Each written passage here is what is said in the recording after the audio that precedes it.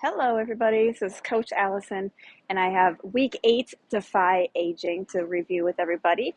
So, this week we are back to a circuit style rotation on the turf. We have 6 exercises, and you're going to go through those 6 exercises for 4 rounds.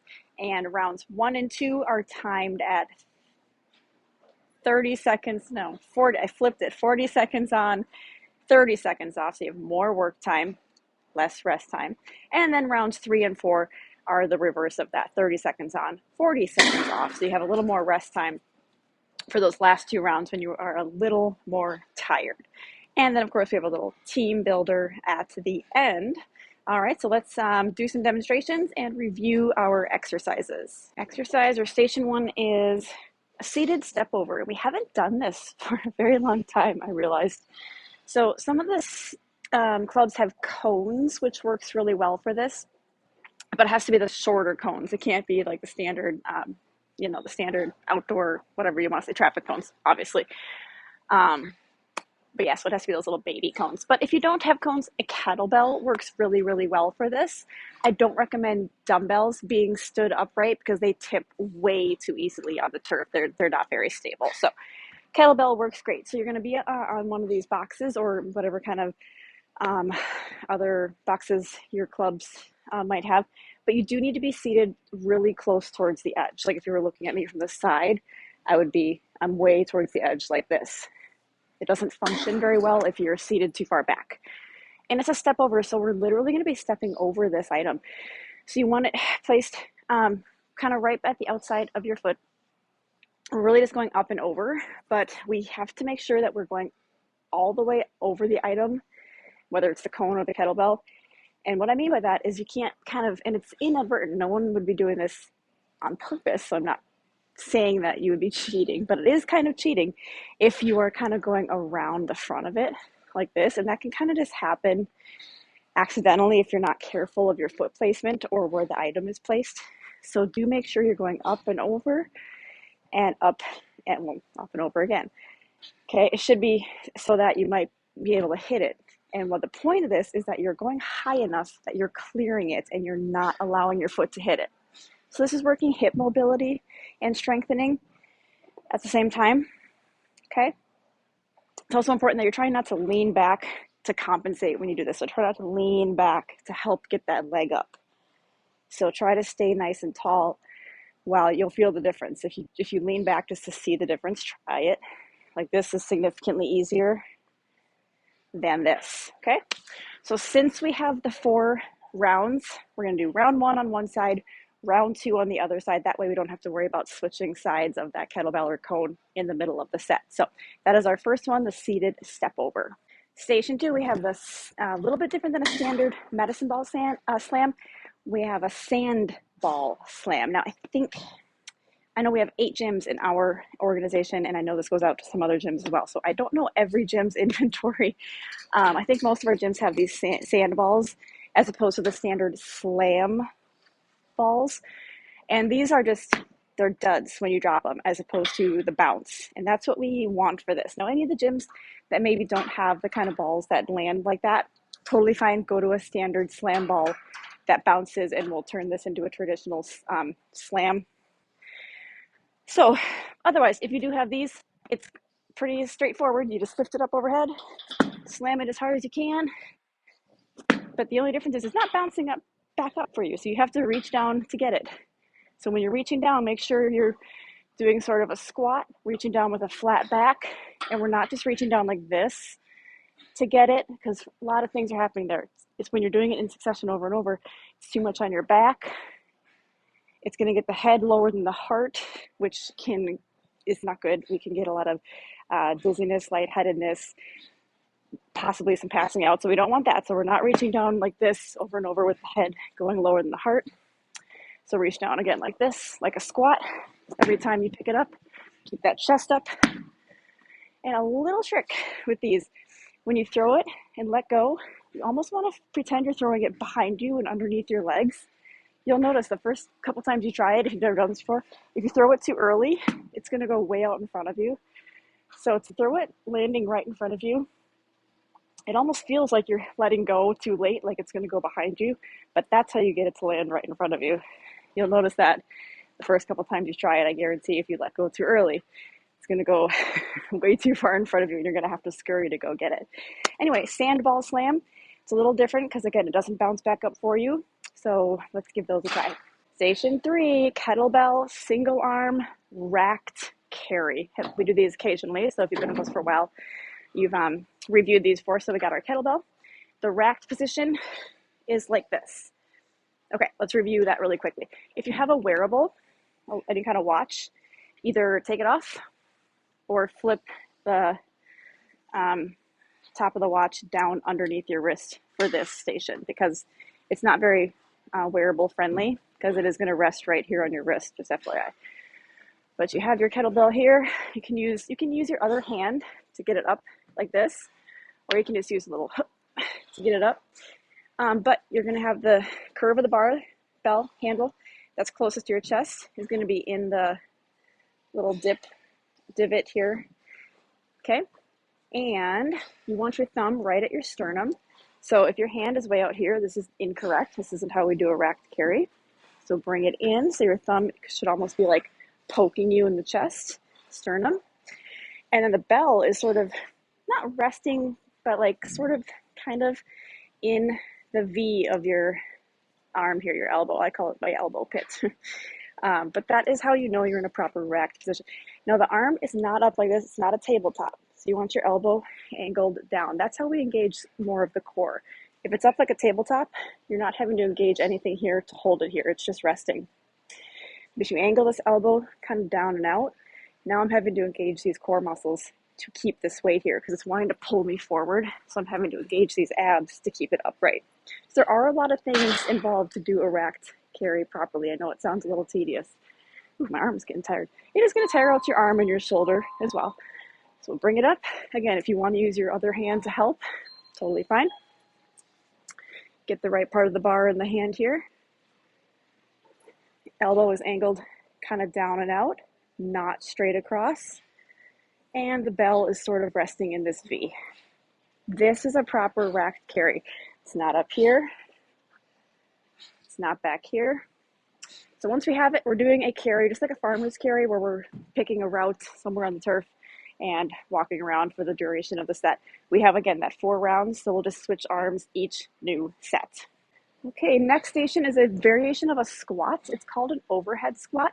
There's no weight or anything involved, but it's actually very, very challenging. We're changing our body position. Overhead squat, so the arms are overhead already, mobility-wise for shoulders. That is very challenging for many of us.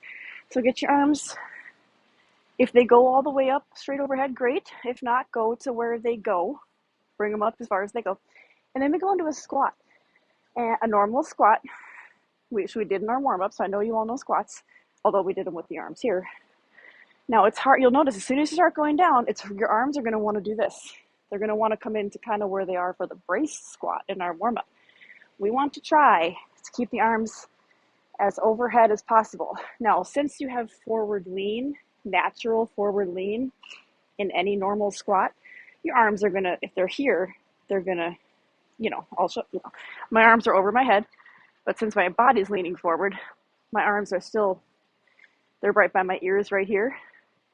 And now they're still right by my ears because my body tilted forward. My arms look like they tilted forward too. So, yeah. But what we're trying to avoid is just letting the arms come down completely or too much forward lean like this. You'll notice the challenge.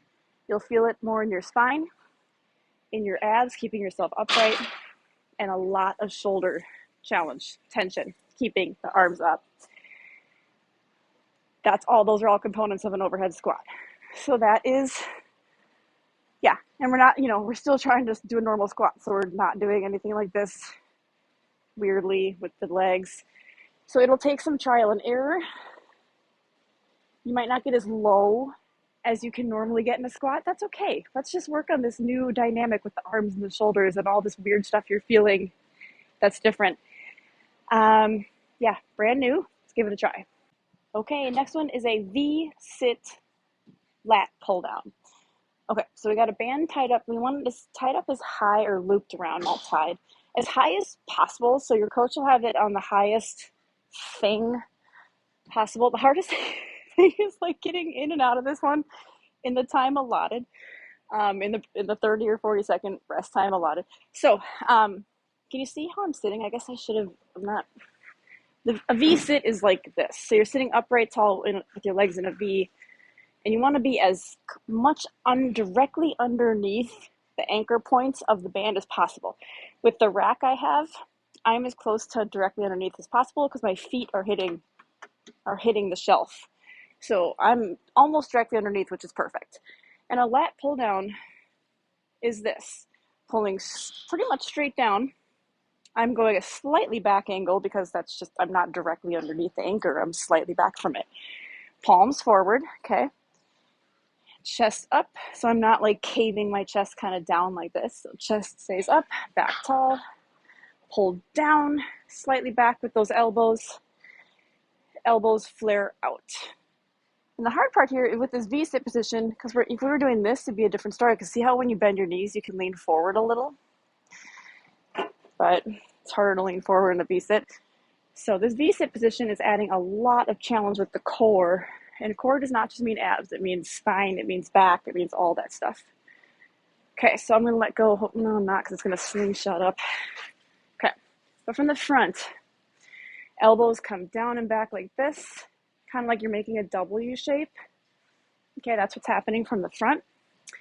Anyone that's unable to get, I'm going to bring my camera over here. Anyone unable to get to the floor for any of our floor things, you do that same thing, but on a bench. Okay? Now you will have to sit the bench way farther back to create the tension with the band, but you'll have the bands here and be doing that same thing, just again with the box. So you'll be pulling more at kind of like less of a downward angle and more kind of back, because since you'll be scooted farther back, and you won't be as directly under. Hope that makes sense. So you'll be on a box as opposed to the floor. Same body movement, same cues, everything's the same. You're still sitting up really tall on the floor, on the bench versus the floor. So that's our V-sit or box lat pull down. All right, sixth and final one is a agility ladder, bunny hop variety. So for this one, yeah, you can certainly do it without a ladder, but the purpose of the ladder is to have something there to kind of guide your feet, so you are sort of forcing yourself to have to pick up your feet and jump to a certain distance, okay? So that is the point of the ladder. 2 feet at the same time, going one box to the next. So pretty straightforward as far as the concept, right? But it is challenging. First of all, it's challenging to jump both feet together. You can go faster if you want. A lot of impact, right? Go whatever speed you need. If we're still working on, well, there's a couple of reasons you can go to a single foot. If you want to go kind of 1 foot at a time, 2 things. If you're working on just the coordination of it, that's a good place to start. But also it'll lighten up the impact a little bit. So if impact is a concern, doing that, it's more of a puddle hop, kind of like in our warm-up, but those are lateral in our warm-up. But it is sort of a puddle hop, more of a puddle hop variation. But we do want the cardio, so that'll kind of, the hopping will keep the cardio. But again, both feet together. Otherwise, if you're doing the full bunny hop, you can control the speed. You can go like I was doing, one sort of with a pause, or you can go boom, boom, boom, boom. Keep it a little more fast. When you get to the end, just turn around and keep coming back. If we only have one ladder, but multiple people at this station, when you get to the end, step to the side, speed walk back to the start of the ladder, and that's when the partner at that station will go. So you'll have to sort of take turns that way. All right, that is our bunny hop agility ladder. That's kind of our cardio station for the circuit. Okay, team builder. It's going to be a partner medicine ball around the world. This is nearly impossible to demonstrate without anybody.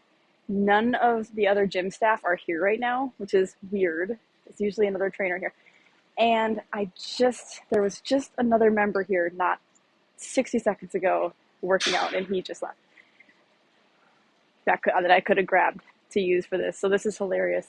timing wise. Okay, so maybe this will make sense, maybe it won't. You would be back to back. You don't have to be touching, but like right here, with your partner. Yep, no. Back to back the partner with one of these. You want the larger medicine balls, slam balls like this, so it's more functional. Okay.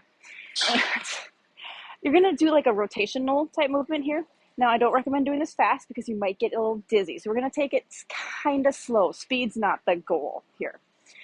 So again, back to like I'm facing this way, my partner's facing that way because you're back to back.